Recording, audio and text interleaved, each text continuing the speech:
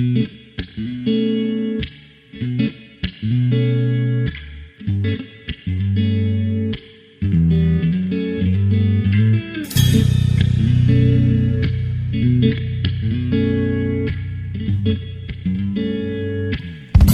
going on, everybody? This is Mike, and this is Serial at Night, episode something or another, because I can never keep track. What episode is it? Episode 48, goodness. Doing another Serial at Night because I wanted to talk about some of the news coming out about this Xbox streaming device slated for 2020. Rumors have it slated for 2020. And a lot of the conversation that I'm hearing around streaming boxes. So I've been pretty vocal about this on Twitter. And I'm going to say again, I'm going to say console gamers a lot. I am a console gamer, but I want to use console gamers in a general sense when I'm referring to it because it's the only way to kind of describe kind of this general console consumer. And what I've seen over the last, I would say probably 2 years, specifically when we started to get the PS4 Pro and the Xbox One X, specifically the Xbox One X when it launched for $499, was that there seems to be a ceiling to what gamers, at least on the console side, consumers on the console side, are willing to pay for hardware. And it doesn't matter what's in the box or how big of a value it is. There's a certain price point that it seems the console consumer has in mind. And generally, it seems to be $399 for a new product and then kind of $299 for subsequent price drops as we get into the console life cycle. And so, for me, that kind of rubs a little bit of a kind of a pet peeve, right? There's this constant appetite now in 2018 to have the highest fidelity graphics, the best experience, yada, yada, yada. Not always, not for everybody, right? I mean, having good games is very important, but with 4K TVs and HDR and graphics card technology continuously pushing forward and the appetite for photorealism and 60 frames per second and better AI and all of these things that go into creating the experiences that we want, the hardware to support those experiences gets more expensive. And so when it comes to, selling and making an affordable gaming console, look, there's only so much tech that can fit in these boxes at a certain price point without the manufacturers and companies losing a ton of money on each machine. And so, because of that, generally speaking, they don't make a ton of money on the hardware. So, if the box is $400, you're probably getting $400 worth of tech, give or take, regardless of PS4 or Xbox. Now, PS4 Pro comes out. I think that launched at $399. Xbox One X comes out. It's more powerful. Obviously, parts cost more to make it more powerful. Comes out at $499. And everybody, and I understand on the Xbox side goes, why am I going to pay $499? There's not a ton of games I want to play on it. I think that's fair. But in the larger scheme of things, it also seems that, again, console gamers really, it seems like their highest price point appetite is $399. And so, with a lot of consumers not actually jumping in until lower price points, and that's fine, right? Not everybody's gonna, not everyone that plays games is necessarily a tech geek, right? So they're going to pay what it's worth to them to have this machine to play video games. That said, there's only so much you can do with the technology in these consoles, right? And so now that we have 4K and HDR and everybody wants 60 frames per second, that technology is expensive. It's still expensive, right?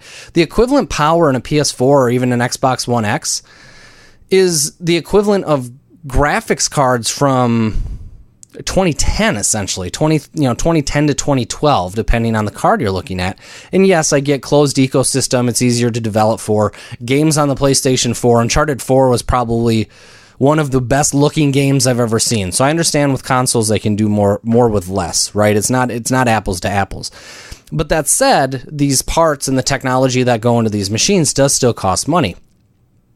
And so, I guess to get to my point, there seems to be this expectation moving into the next generation that console gamers want to see 4K resolution with 60 frames per second. Now, I know that there's a bunch of people that don't care about that stuff. This isn't really targeted at you. But for those that do, and I've read a lot of it, people want 4K 60. That's expensive. It's still expensive. And if the expectation is 4K 60 on next gen, and it's sounding like it's going to be 2020, the tech is certainly going to be there, right? I think the tech's going to be there, but I don't know if $399 is going to be a realistic price point for that. And so with that, there's going to have to be some concessions. How do we get people that have an appetite for 4K 60 for the high visual fidelity? How do we get those people access to those graphics and experiences, even though they don't want to pay the price point required to get access to those high-end experiences? And quite honestly, it's starting to get out of prices I want to pay, right? I mean, I'm probably going to upgrade my PC this next time around. I mean, the GTX 1180 is going to cost $700, $800, right? Like, that's a tough pill to swallow. You got to pay to play, but that's a lot of money for a graphics card, right? And so I understand where people are coming from. Well, the answer ultimately is going to be streaming, game streaming, right? And what ends up happening when we start talking about game streaming is that people start arguing in absolutes as if game streaming is the only solution. They're going to just put a fork in consoles and game streaming is going to be the only solution. That's not going to happen out of the gate. We already know that. This recent report from Thurrott.com already had revealed that Microsoft is looking at a local machine, right? Microsoft's already talked about the fact that they want to create a suite of products for all people that want a game, right? So that's the high-end gamer that wants to game on PC. They still get access to the Xbox games. That calls for the console gamer that wants the best experience, right? They can get a console local machine that does high-end, right? High-end graphics. Maybe the console gamer that doesn't want all the bells and whistles, right? Current state, you have the Xbox One S for that, right? They probably still release something along those lines. But then there's this other void of, what about the gamer? And moving forward, the future, when we start to get infrastructure in place to support these things, what about streaming, right? And there's a lot of benefits to a streaming machine. The streaming machine right now is codenamed Scarlett, and it's rumored to be coming out again in 2020.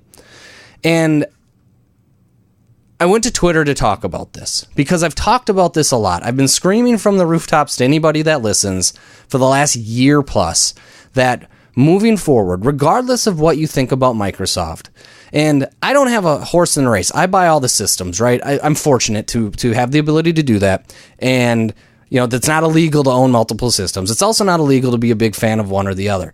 I'm fans of all the systems for different reasons. But what I've been saying is we're going to get to a point where it's kind of a hardware agnostic future. Software and accessories are what drives revenue, right?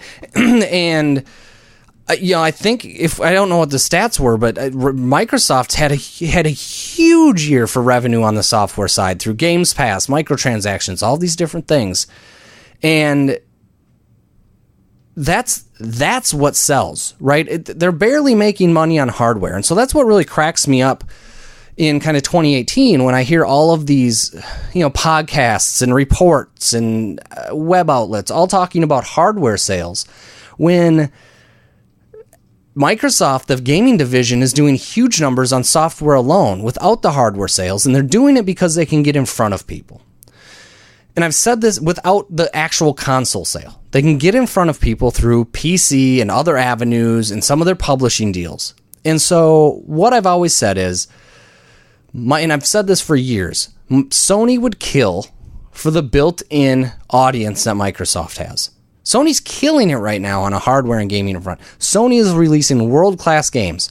But here's what Microsoft has going into next generation as we start moving towards more digital and more streaming.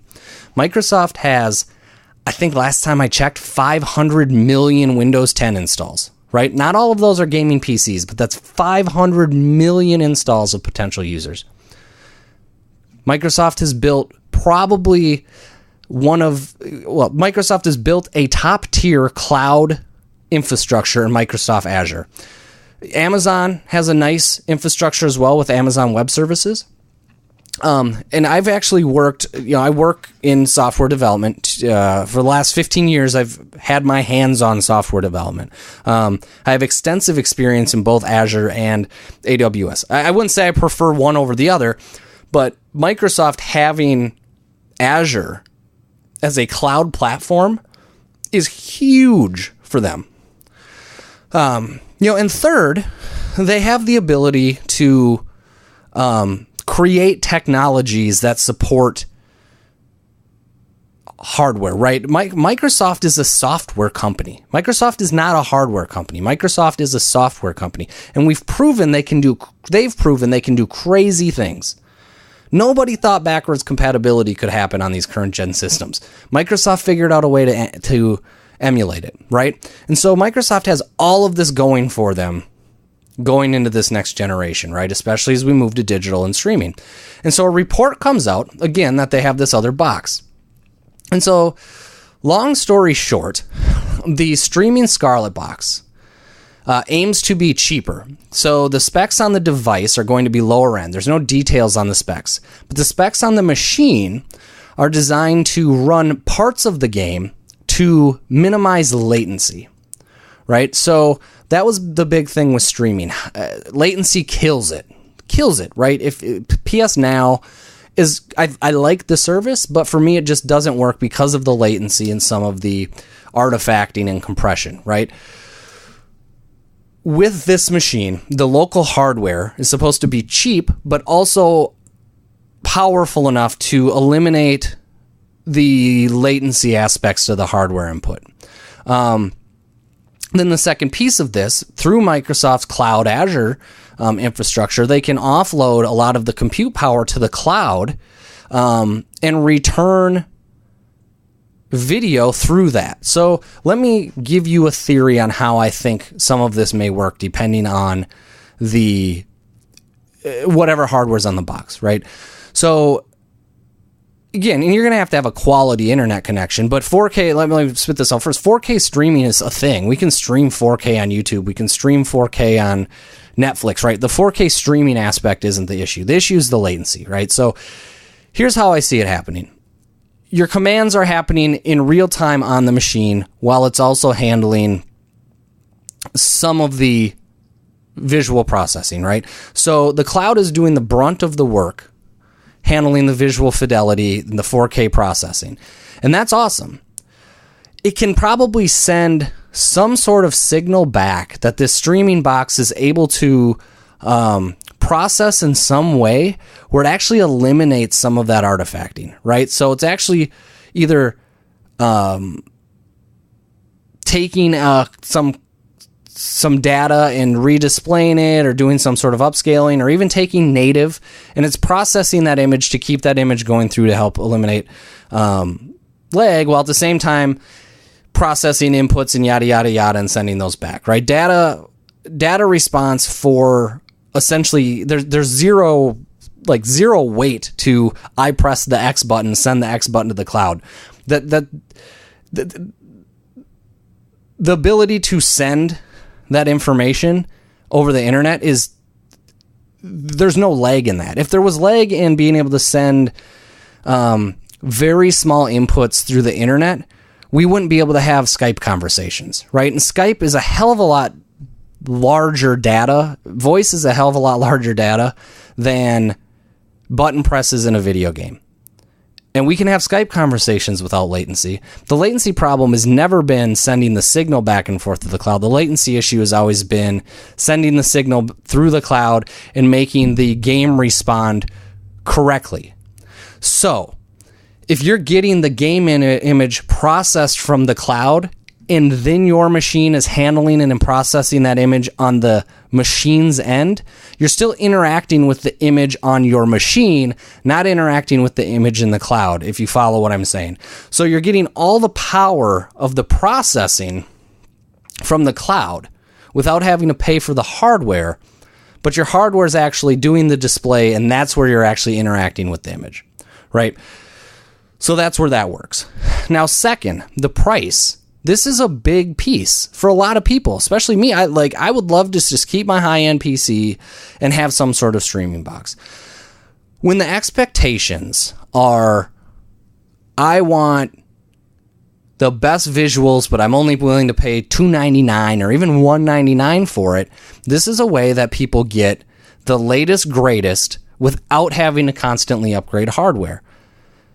The Azure architecture, cloud architecture, can scale as needed, right? I don't know how pricing would work for this. Maybe there's pricing tiers for different visual fidelity. Maybe there's pricing tiers for subscriptions. Maybe you're paying for game rentals. I have no idea how it works, but what I do know is this is a way for gamers to get the best-in-class visual assets and fidelity without having to pay for best-in-class hardware.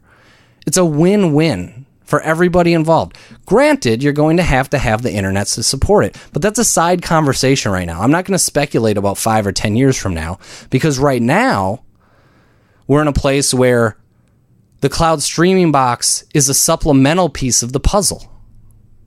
And for that reason, I think it's brilliant that it's here, and I think it's brilliant that Microsoft in a lot of ways is doing a soft launch for the streaming box.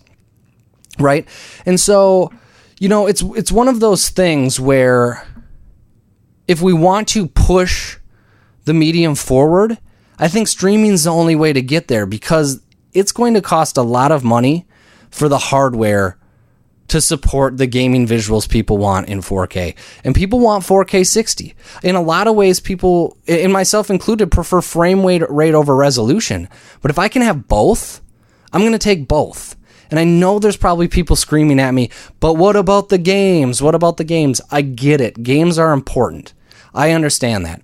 The good news is that it's not illegal to own multiple systems. It's not illegal to be a fan of multiple systems. The other good news is Microsoft just purchased 5 more studios. Let's see what they have in 2020, 2021, 2022.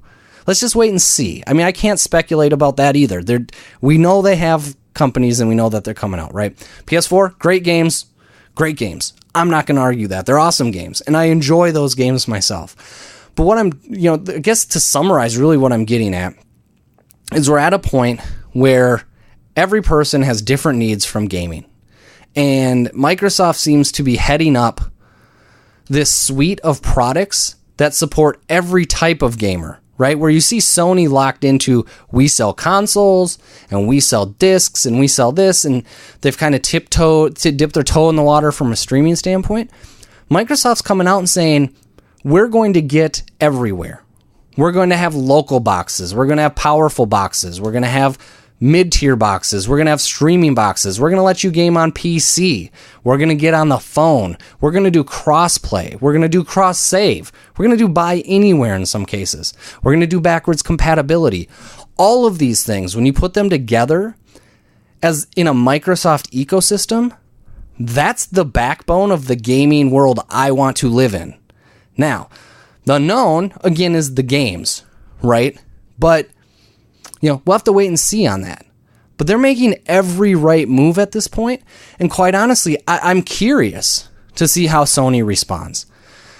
Sony, do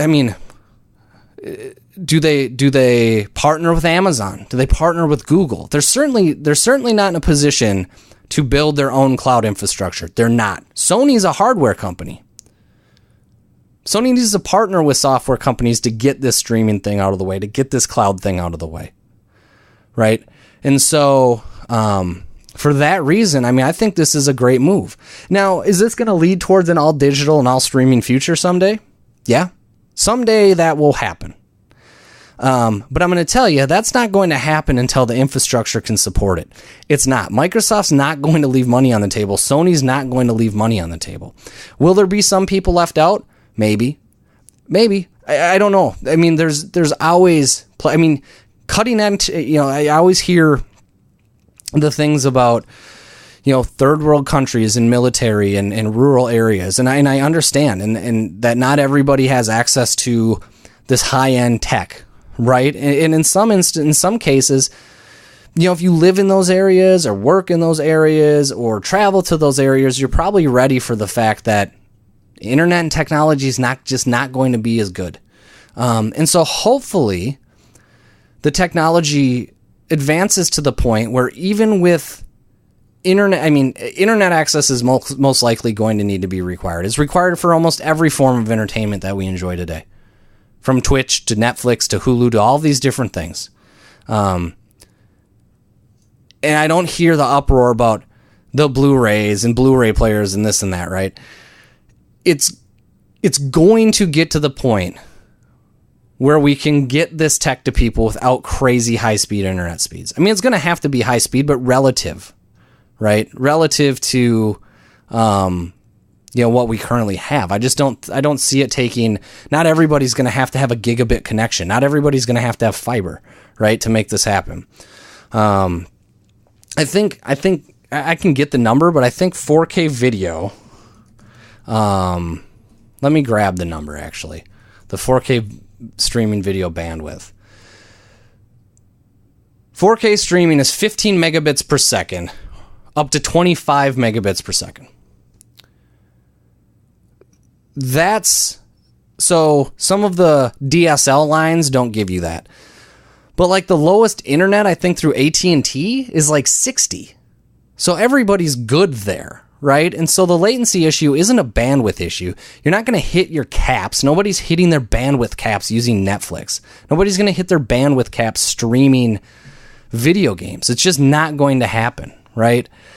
And so, I'm trying to put everybody, just kind of ease it down and try to just say, hey, I'm a fan of this. I'm a fan of moving this forward. And I think it solves a ton of problems for people.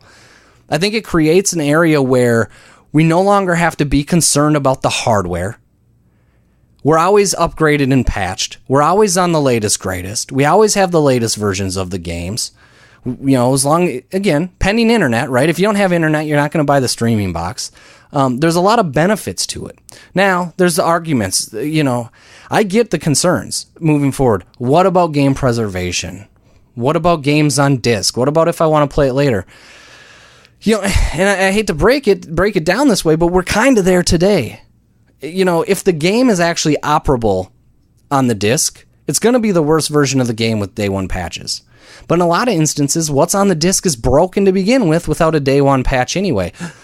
Second, you have to install these games to your hard drive anyway, and the disk ends up just becoming a DRM or a license check anyway. Now, granted, you can install it any time on any system as long as you're good. Those are concerns. I don't know how they're going to solve that. I really don't. But I'm on board for getting into the streaming future. I really am. And hopefully everybody else comes around to it too. I mean, I know I'm not here to convince people. What I am trying to convince people of is options are good. The more options people have, the more people are going to have access to games. I mean, everybody's concerned about people not having access to games. I think options like this create more options for gamers, right? And at a more affordable price and on a subscription basis, yada, yada, yada, go down the line. So, I'm excited to see what comes next. As a tech geek and watching technology grow, I want to see how this thing works. I hope everyone else is excited about it too. And it's, for me, it's all about the games. It's all about the tech. It's all about having fun. I think this bridges that gap between keeping, high fidelity visuals and experiences without having to charge, high fidelity cutting edge prices for the hardware. So, anyway, I wanted to get that off my chest. I'm not going to ramble on any longer. So anyway, this is Serial at Night, episode 49. My name is Mike, and I'll talk to you next time. See ya!